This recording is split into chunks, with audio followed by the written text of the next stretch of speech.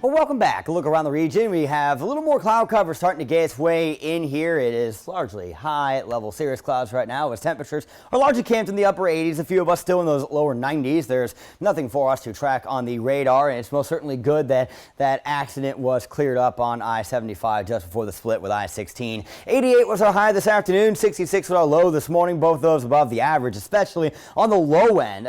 66 is a decent bit above average. Tonight's low even warmer than that, as we will see temperatures by tomorrow morning that are just below that 70-degree mark. So that's comparable to what we would see in June or September. July, August tend to be more in the low 70s, but definitely a summer type night for us tonight. 68 in Macon. You do see largely upper 60s, but I'm not going to rule out the possibility that one or two of the warmest spots only get down to 70 degrees. So as we continue to move forward, we are expecting the hottest day of the week tomorrow, as temperatures will largely get to the low 90s. Like today, a lot of our real fields got the low 90s and the hottest spots got there. But tomorrow, the actual highs will be in the low 90s and the real fields will be mid to upper 90s. And then we get to the weekend, which is where some not so good news awaits us, depending on how you view it.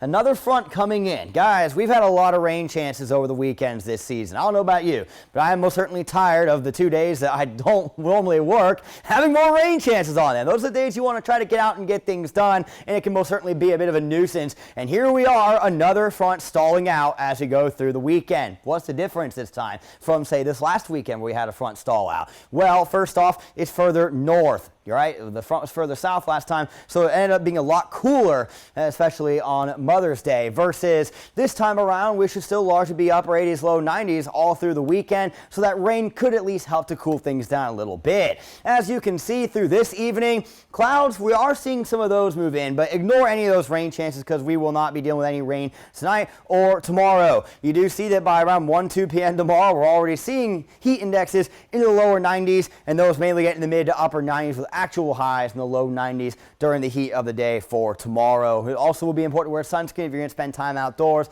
UV index expected to be about a 9, so 20 minutes or less before you would burn. And then we get into Saturday. So that front starts coming in, and we could have a little bit of rain to get the day going. Where things get interesting is the afternoon. Right now, this model is not necessarily seeing it, but I most certainly believe there will be a possibility for storm initiation to go on during the later half of the day when things heat up. So I would not be shocked if we get into Saturday evening and we had a few isolated storms going on across middle Georgia. In fact, you see that almost the entire region is included in a level 1 for our Saturday. As of now, the southernmost county is not in there, but that could end up changing as more things become clear with the forecast. Your extended forecast is coming up in 10 seconds. Your 41 NBC AccuWeather 7-day forecast is brought to you by Volume Chevrolet. So we've got to 30% right now for Saturday and 50% on Sunday, with that front becoming stationary Sunday. The rain odds will be a little higher. I guess it'll keep most of us out of the 90s, but with the high humidity, still will feel very oppressive out there. Perhaps a cold front towards the middle of next week, though,